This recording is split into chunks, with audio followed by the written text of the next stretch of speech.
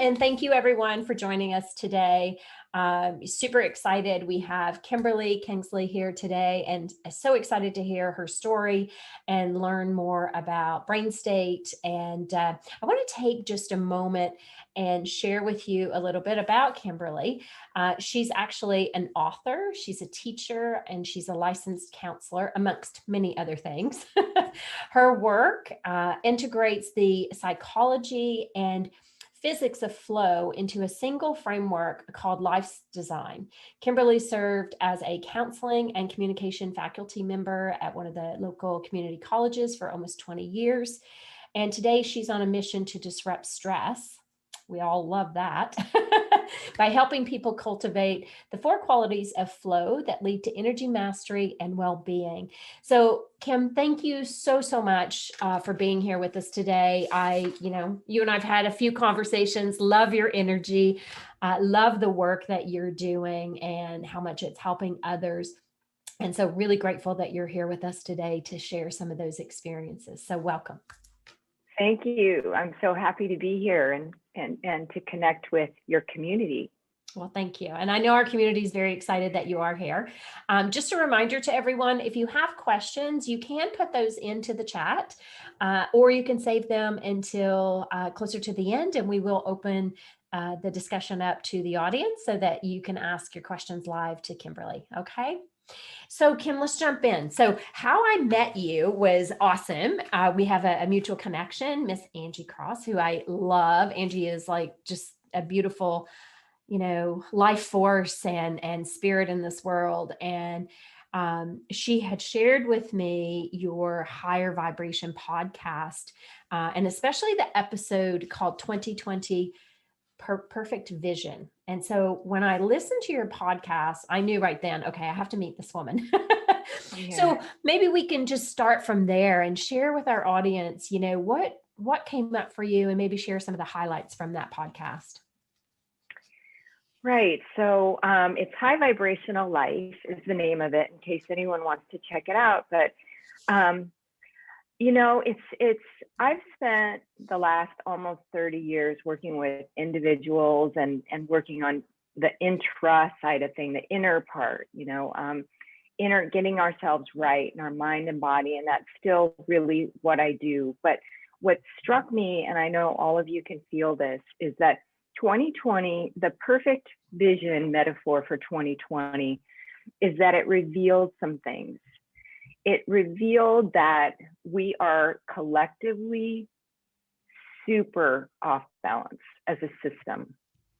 And I got such clarity, and I really feel like this was a collective awakening in a way about how the only way for us to transform this lack of balance is to come together as a society, for those of us who are conscious enough to feel it and do our own work to transform our own piece of it. And let me just explain a little bit more about what I'm talking about here.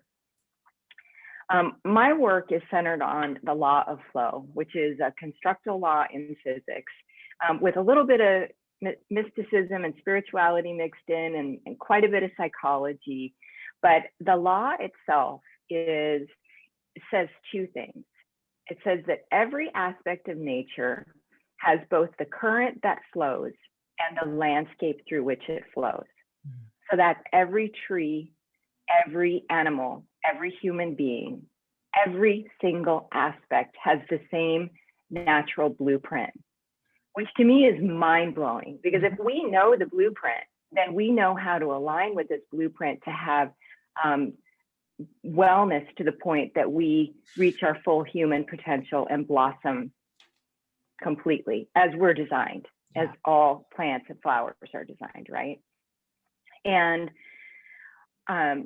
what's happened though is that instead of being in alignment with our natural design, which is flow, we're coming to the point where we're entering almost complete reverse flow. So if flow is creative, reverse flow is consumption oriented, addiction oriented, distraction oriented. If flow is connecting, you know, the collective place that we're in right now is disconnected. So it's just 2020 brought this into crystal clear vision. And so that's why I'm saying I'm on a mission to disrupt stress. It's really so much bigger than that. It's to realign us with our nature. Yeah. Wow, that's beautiful. And and so when I listened to your podcast, and maybe at the end we can put your actual put into the chat, then we can actually send that out to everybody so that they know exactly how to listen and go back and listen to some of your different podcasts, because you have several ones. But I so resonate with what you're saying, because it has been that. To me, it's that awakening, right? And how do we be more in flow? And I love what you said, even about the trees, because I was telling someone the other day, I had gone for a walk in the forest, and I could actually hear the trees humming. And I've never heard that ever. And I was like, oh my God, this is like, it was magical. Honestly, it was so magical. And I was like, wow, like that is so cool. But I had slowed down enough that I could hear it. Like it's probably always happened. I just never paid attention to it. And that was just a really pivotal moment. And so I thought of you actually as that was happening, because I was like, wow. So that is a big part of gaining that clarity also, with respect to 2020. So tell our audience, what is living a high vibration life? What does that mean exactly? High vibrational life is one that's completely aligned with your nature. So, and if you like, your experience the other day is the perfect segue to this, because you were in nature, and what it did is, by definition, it brought your presence to the point that you could commune with it and you could feel it. Nature itself is so high vibrational because it doesn't have an ego. It doesn't have all these distractions and disruptions, and it doesn't have all the things that we have that block us from our natural flow. And so really, we don't need to become enlightened. We don't need to do anything except for return to our nature and quiet ourselves down so that our system can get back into balance. And that it's really as simple as that. Okay. Well, and I like how you express that, because it's as simple as that, but that's not always simple, right? Because we're Right. so programmed to be on autopilot, and we're so programmed to be on the hamster wheel. And actually, going back to what you said a few minutes ago about consumption, right? Because we're so focused on that we do lose sight of what's right here in front of us. So thank you for clarifying that. That's awesome. So you do tons of work in flow, and we talked about that just a minute ago a little bit, but share with us what that is really, and how does it work? Because I know you and I had spoke about, the brain state. So what does that mean exactly? So there's a 4-step flow process that aligns with the 4 steps in nature. And if you think about it, as a natural system, we have to connect and receive. We have to integrate and digest. We need to transform and expand, and we need to express and contribute. So it's those 4, we can translate those 4 like aspects or blueprint elements into practicing presence, practicing integrity, engaging in transformational practices, and demonstrating our mastery at whatever level we're at. And so that's how I work with people. And that's where brain states come in, because part of the way that we are out of alignment is that we're on thinking overdrive. And we all know this, but the implications are massive, because when we are overriding our bodies with our thinking brain, what we're doing is cutting off the communication between our nervous system and our brain and our body, basically. And so what's happened for many people collectively is that we have this adversarial relationship. And so when our body's trying to say, danger, danger, this doesn't feel right, something's wrong, and our head is saying, calm down, it's just, I got to finish these emails, whatever, get a grip, let's just watch Netflix. And so all the time, our thinking brain is telling our nervous system that it's not important and that the communication is not valuable. And so what that's doing is putting the nervous system on overdrive so that it can't ever discharge stress. So what I'm seeing is that people are accumulating more and more stress, and getting to the point where they can't function. And these are, I'm talking about very high functioning people that we're picking up this. Talk about a pandemic. We're catching this collective disease of disconnection from our brain and our body, and it's I'm actually kind of concerned about it, that the direction that it's taking us in, because it's so the wrong direction, and we have so many immediate needs right now that need challenges that need to be resolved. So that's where the brain states come in. And we can connect with our bodies by developing a practice where we downregulate our frontal lobe, where we purposely stop thinking. And for those of you that are interested in psychological flow, that's one of the attributes of psychological flow, is that the frontal lobe is downregulated. And so, all of us have experienced flow, whether it's creating something or in athletics or playing music or cooking or whatever. We've all been there many, many times. And that when you're in that space, you aren't thinking. You're just being. You're doing. And you'll notice that when you're in that state, that because you're not overthinking, the energy is flowing. So that's one of the things that's really, really important. And I recommend to people, like right when you wake up, that you, instead of right away going into your thinking brain, that you drop down. And even if you can drop your awareness down to the base of your spine, it'll just be like this feeling of relief. And we can do a few of these things if you want, but you just get this feeling of relief, and you'll feel the flow. Okay. So could you do that? Communication. Yeah, because I know our audience is sitting here going, yes, tell me how to do that. Show me how to do it. Because you're right. We know fundamentally that we need to, get out of our heads, right? And be more connected from a heart space and less of a thinking space. But that's not always easy when you have all these pressures coming at you. So maybe you could walk us through an example of how you would do that. Right. So I do have a whole episode called a Brain Body Reset on High Vibrational Life.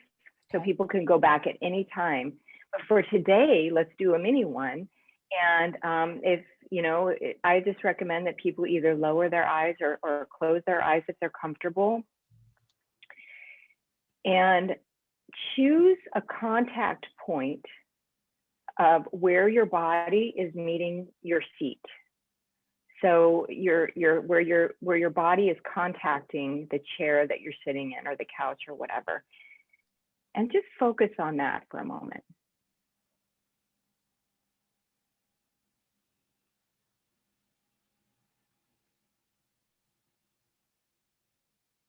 And now that you have that contact point, allow your awareness to go in between the contact point and how you're feeling in your body. And when you're tempted to go back up into your head and start thinking, bring your awareness back to the contact point. Maybe slow your breath down, because when you slow your breath down, you slow your thoughts down.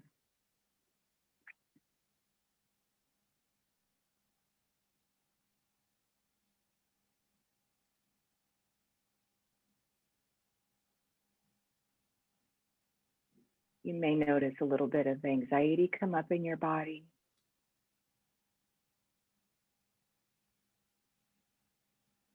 And that's normal. So just alternate between the contact point and the sensations that you're experiencing.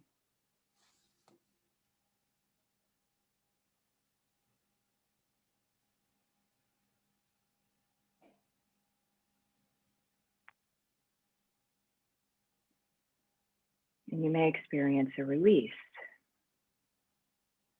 a deepening of your breath.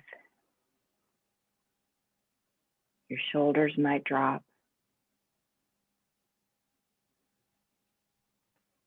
Your jaw might unclench.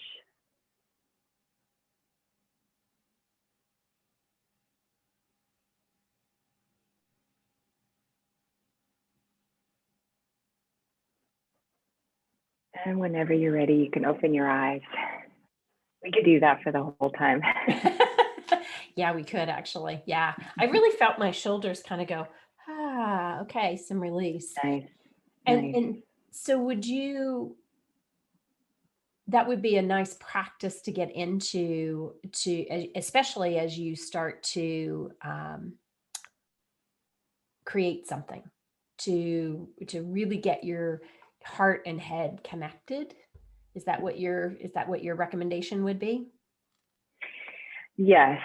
So it's helpful to remember the goal here. And the goal is to create an amazing life. Mm-hmm. So in each morning that you wake up, to think about, what do I want to create today? Do I want to deepen my relationship? Do I want to create something beautiful in my home? Do I want to create something beautiful in my work or meaningful? And the reason it's important to keep that in perspective is because every system in nature also is organically designed for the purpose of contributing to the whole. Mm-hmm. So if we can even, we can look at these four processes of presence, integrity, transformation, and contribution. Let's compare that to a tree. So the tree has its roots, its presence. You could look at the roots as an extension of the tree's nervous system. It's where it gets its communication, it's where it's getting its nourishment. And so the tree obviously doesn't have to practice presence because it just is. But we definitely do, because we've gotten disconnected. So, and then the trunk is the integrity. So one of the challenges with us in integrity, it's not that we're not good people. This is actually organic integrity that I'm talking about, is that we've lost our ability to contain our energy and have it integrated in a channel, again, like a tree trunk or a river channel. Okay, so with all these aspects of nature and all throughout our body, we have our blood vessels and all kinds of flow channels. We're built on layers and layers of flow channels. So our creative and energy flow channel is the same. But what happens with us is that we develop all kinds of emotional whirlpools and all kinds of emotional constellations that are cut off from the whole. So instead of having an integrated channel where energy can flow through so that we can create, we wake up, we quiet our mind, we maybe receive a little bit of energy and initiate our daily flow process. And then something triggers us and we go, oh, I can't believe she did that. And then we spend an hour or two in this whirlpool, or we distract ourselves with technology and spend hours in that whirlpool. And instead of being integrated, we're fragmented and divided, compartmentalized.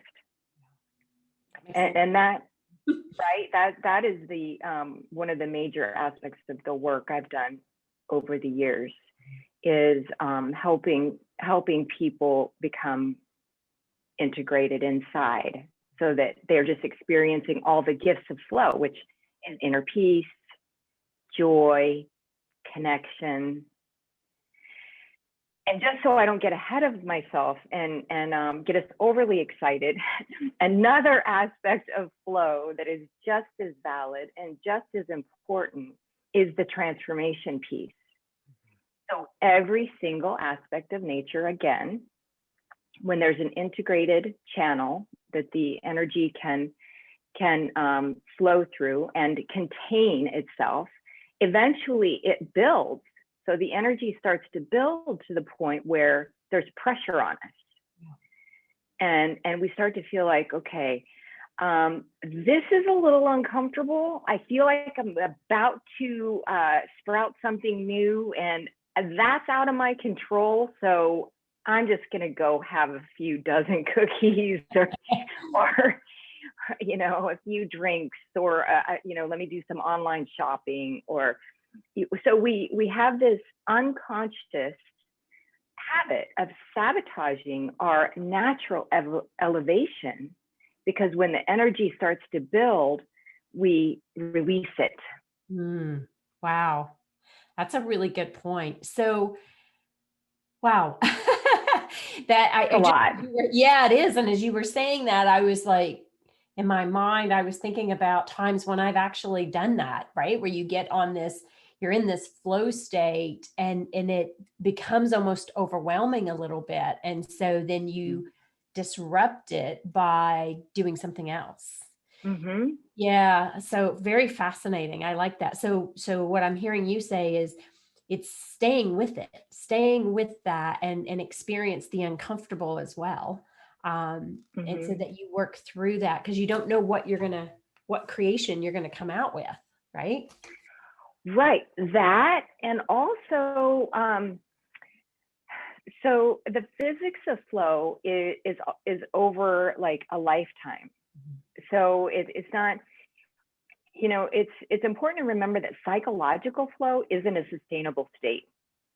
It feels so good because it releases endorphins and all these dopamine, all these like chemicals that make us feel high on life. And so people can get addicted to flow. And I have to watch myself with that. And I'm sure the creatives among us can really just go down that path, because it feels so good. And it's what makes creators so prolific, is that you just want to get back into the zone. But also with the physics of flow, we're talking about in life. So it can be as simple as, okay, so I have this relationship. I'm not talking about me. I'm just using an example right now. So it can be as simple as, you know, I have this relationship where we're not flowing in this way. You know, we need to have more flow in this relationship. So then you could say, okay, I'm going to have a conversation, and I'm going to tell this person, you know, I love you. I want to deepen our relationship. I want to be able to talk about this topic that we can't talk about because it always makes us fight. You know, I want more flow around this area. So you can get your courage up, and then you can talk to them maybe once, and it can go okay. And then the next time you can say, okay, we're running into that roadblock again. You can be thinking about it, and then you can say, okay, I'm going to go talk to them again. And then you go up there, and then you feel their energy kind of block you, and then you're like, oh, forget it. So it can be anything from our relationships to our habits with our mind and body, our thinking. In nature, when we're about to evolve, when we're about to go to the next level of our energy capacity, and remember, energy capacity is associated with power to create and contribute. So when we're about to expand in capacity, we don't have to be in the zone. We could be doing anything, and then we all of a sudden want to sabotage. Yeah, that makes sense. Wow. And so what I want to do is when I get there, I'm like, I want to move. I'll start having these fantasies about moving. And I'm like, and then I'll get on Zillow, or whatever. And then whenever I do that, I'm like, oh my gosh, I'm releasing energy, probably because it was starting to build and elevate me. Good job, Kim. Yeah. Well, and it's beautiful that you recognize it, right? Like you've got that awareness now that you realize that's happening. And certainly that makes me start to step back and go, how am I releasing it? Right. Mm-hmm. And so starting to look at instead of it, getting frustrated with yourself or starting to sabotage yourself, it's just recognizing what it is and being Mm-hmm. okay with it when that happens.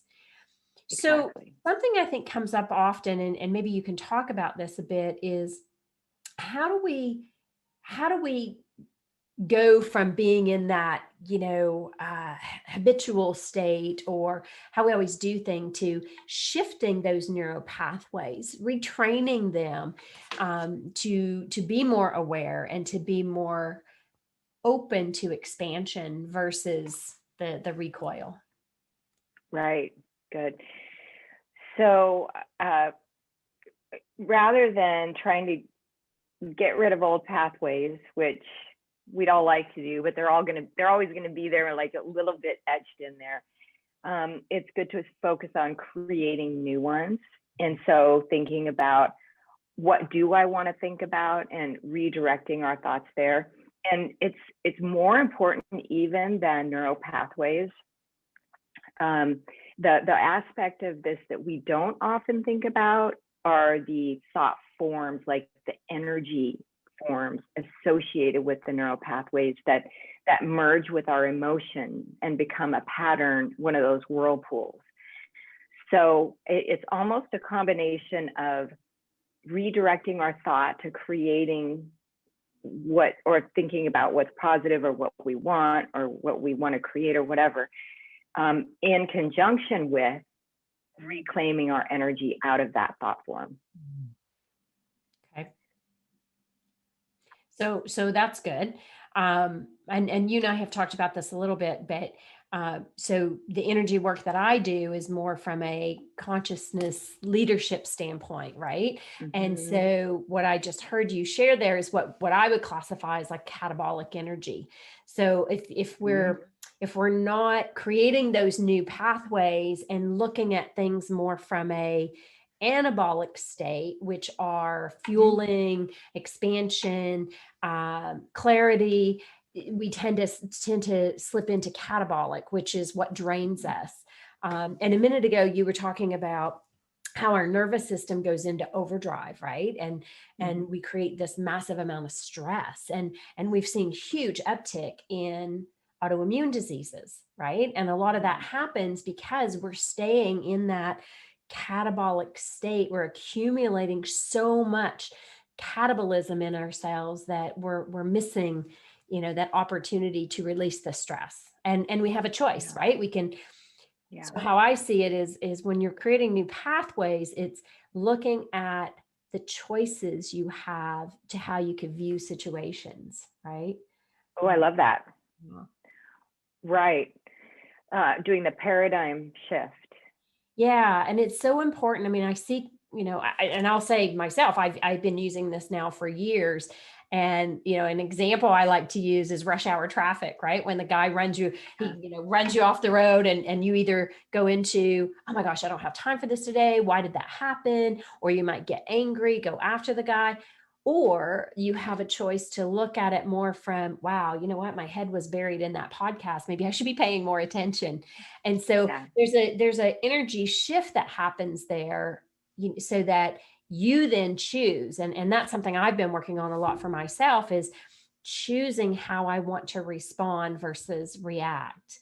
And it sounds like the 4 pillars that you're using, that's a lot of, taking that into integration into your whole being. How do you start to be very conscious of that?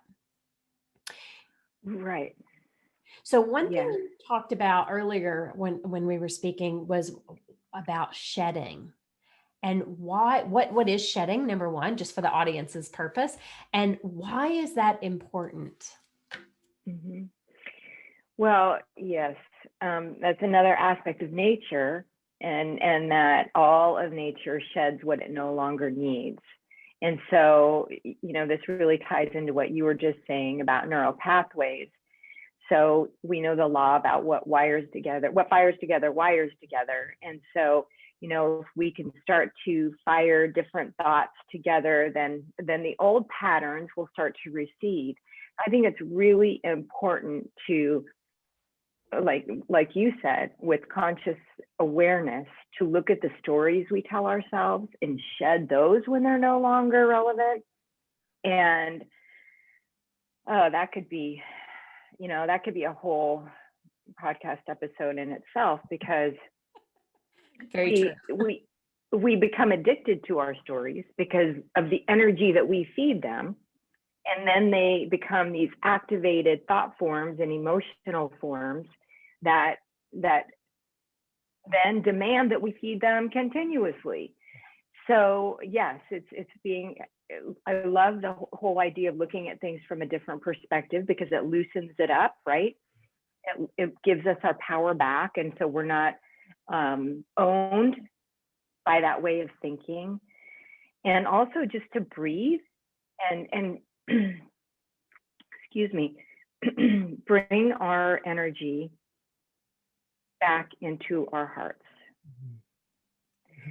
Because every single time that we can bring our energy into our hearts, into our bodies, and stop feeding the pattern, we're reformatting our brain a little, and we are in the process of shedding. I love it. So yeah, it's a good practice. It's a really good practice. So, Kim, what would be 2 or 3 things that you could share with our audience, that they can walk away with today, and like little tips that they can implement immediately that can help them, just to even be more aware, or to start to shed some of those patterns or thoughts? Yes, I'd love to do that. And number one, I would say, let's keep it really simple. There's so much information out there, and everyone listening here, including myself, and I'm sure you, Vicki, we love to learn new things. And I would say, know that you are wired for your full human potential, and there's really nothing else needed to learn. The only thing that's required is a practice of presence.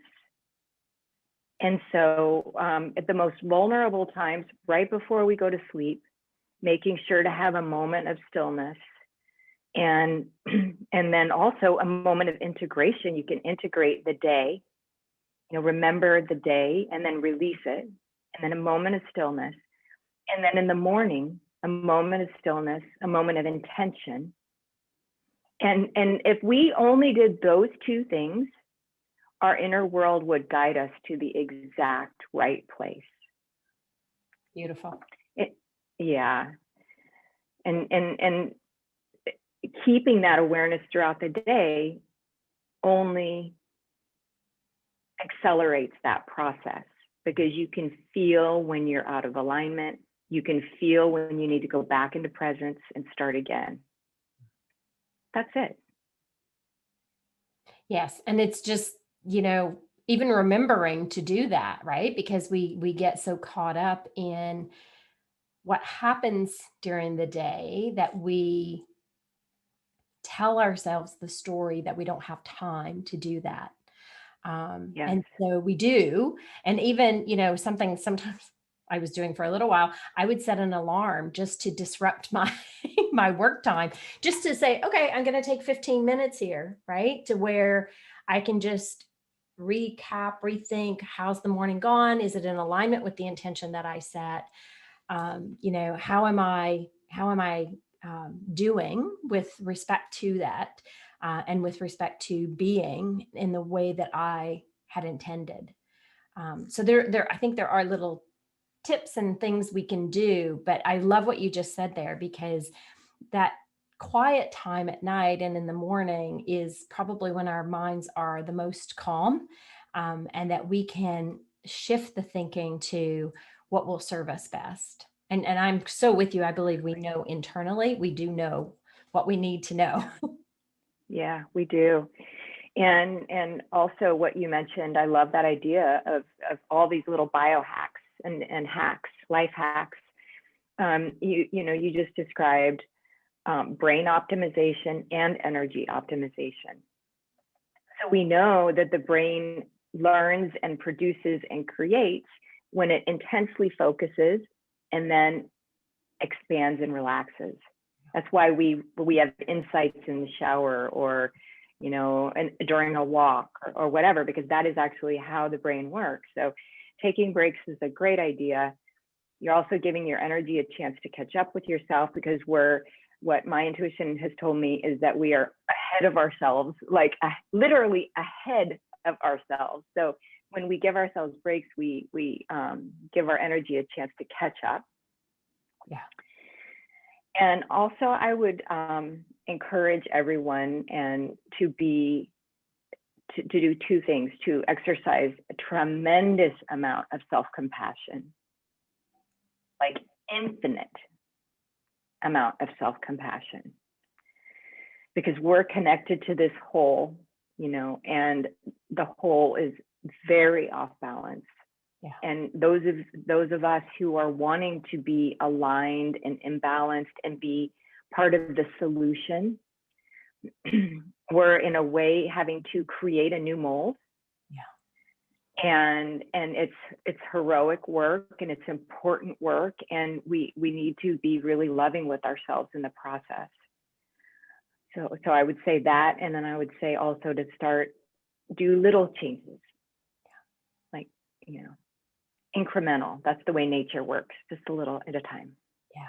Yeah. Well, I love that you said that, because often we think it has to be the big monumental thing, and it doesn't. It can be the small steps, and even just the awareness. Even when I was sharing with you about the tree and how I could hear the tree humming, like that was so profound, right? Because it does say a lot about the state we're in, and we all need to pay attention to, how can we elevate the world that we're in. We have an opportunity right now to create a world that we want to thrive in, and in a way that is not so much about consumption, but about connection and about Right. heart with each other. Yeah. Right. Beautiful. Wow. Kimberly, thank you. This has been amazing. Thank you for all the tips, and thank you for all the great, conversation that you've shared with the audience. I would like to get everybody to turn their videos on now and open things up so that the audience can ask questions. You guys, if you raise your hands, or there's a little reaction button at the bottom. If you give me a thumbs up or something like that, I can actually call on you, or you can just speak up, because Kimberly is here to answer questions that you might have from this awesome conversation.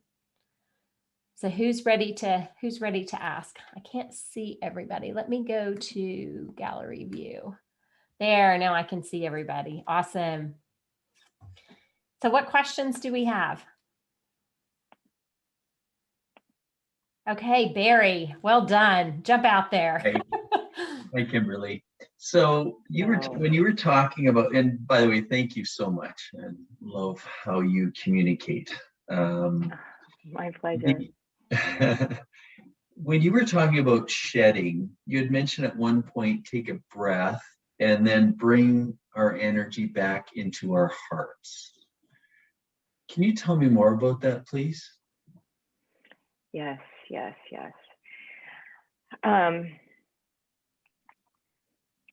So the very fact that you're asking that question, I think you must be having some experience with your heart, because the heart is our great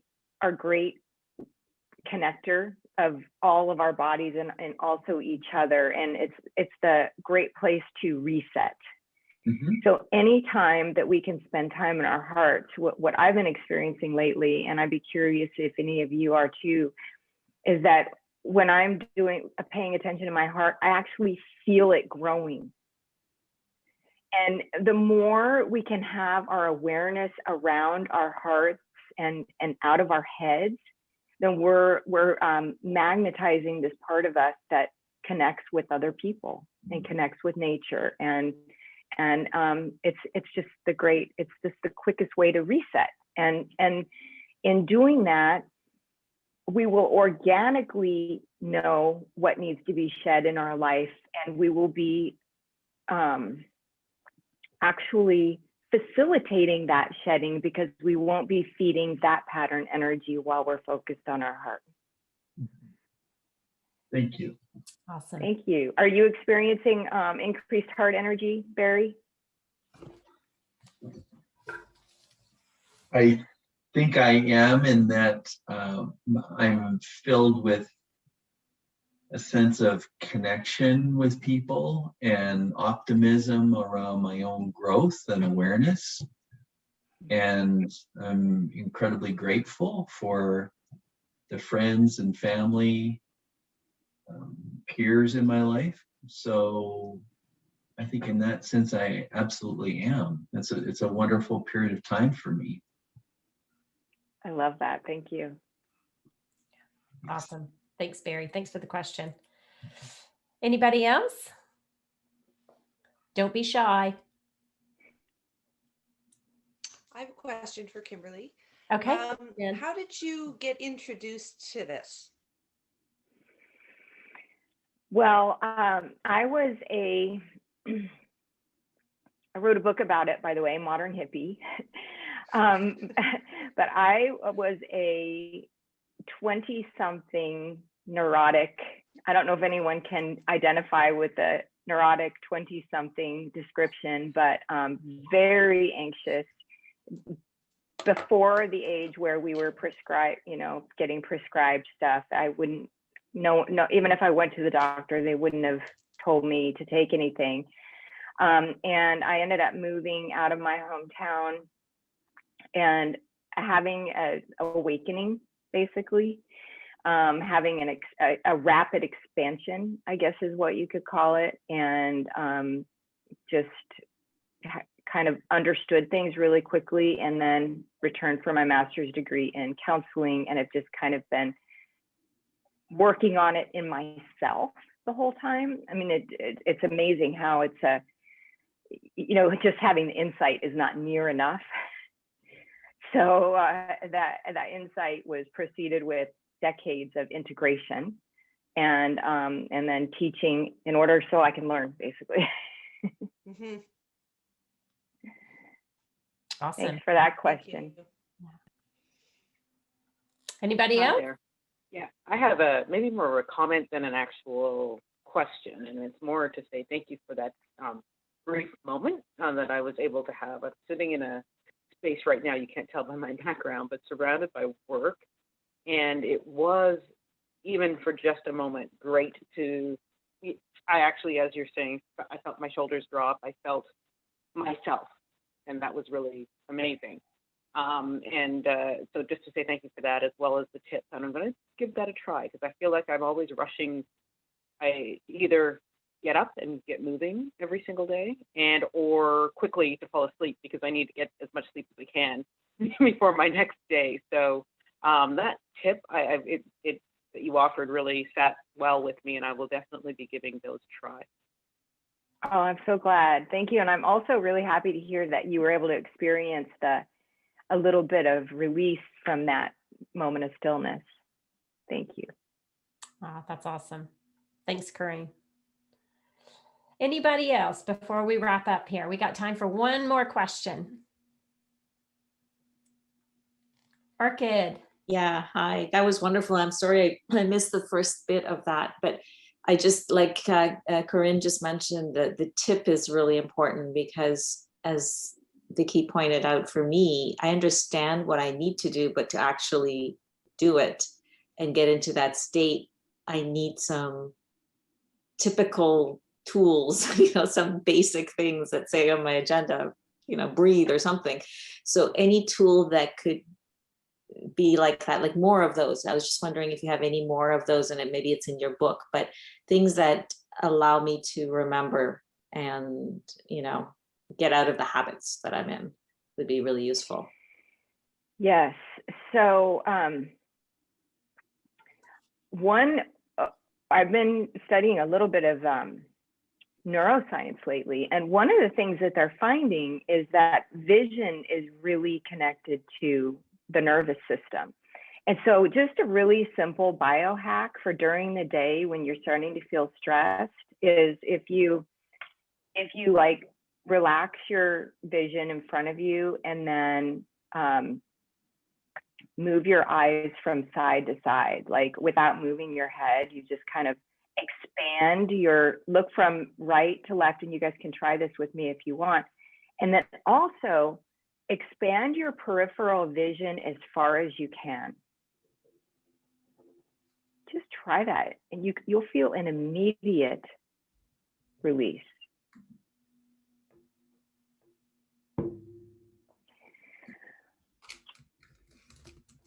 So things like that, and when we're in high stress mode, if you just turn your head, look around, look out a window, right?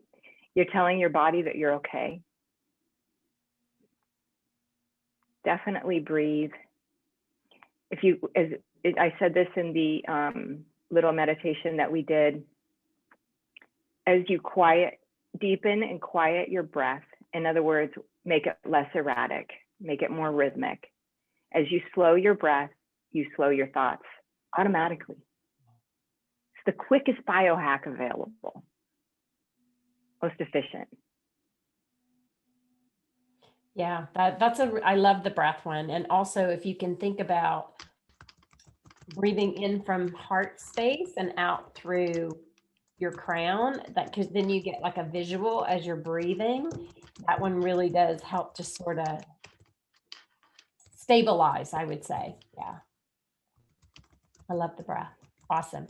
So there's some comments in the chat. Athena says, thank you for your kind sharing and making the complex clear. That was from Athena. Thank you, Athena.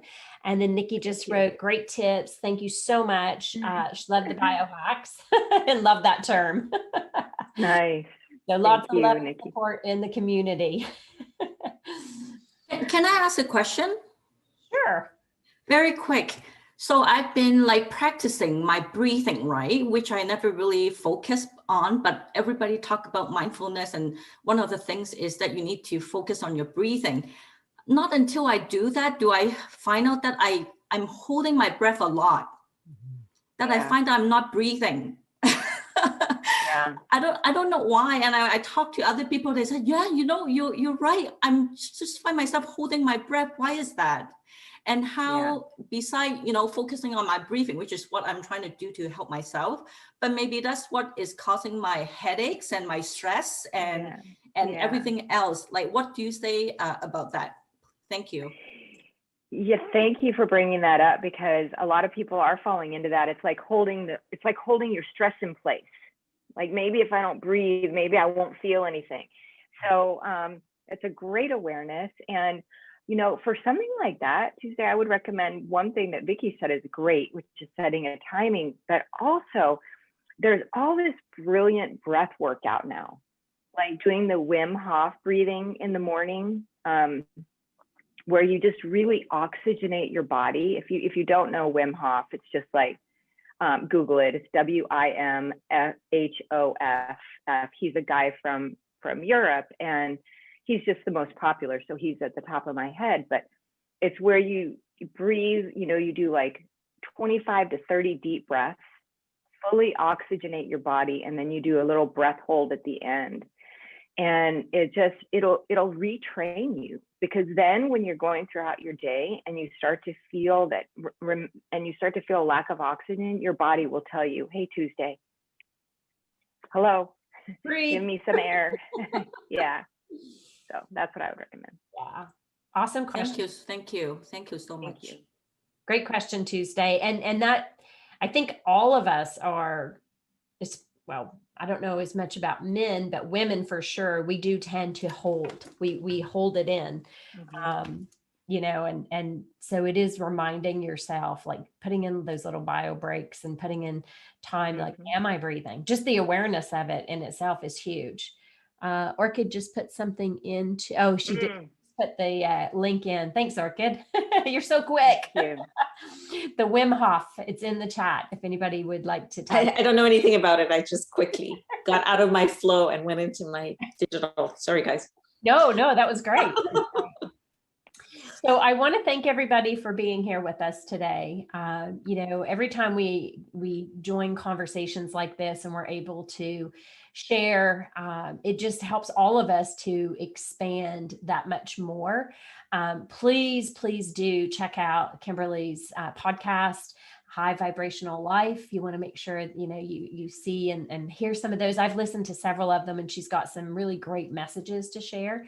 And Anik, you're welcome. Thanks for joining us.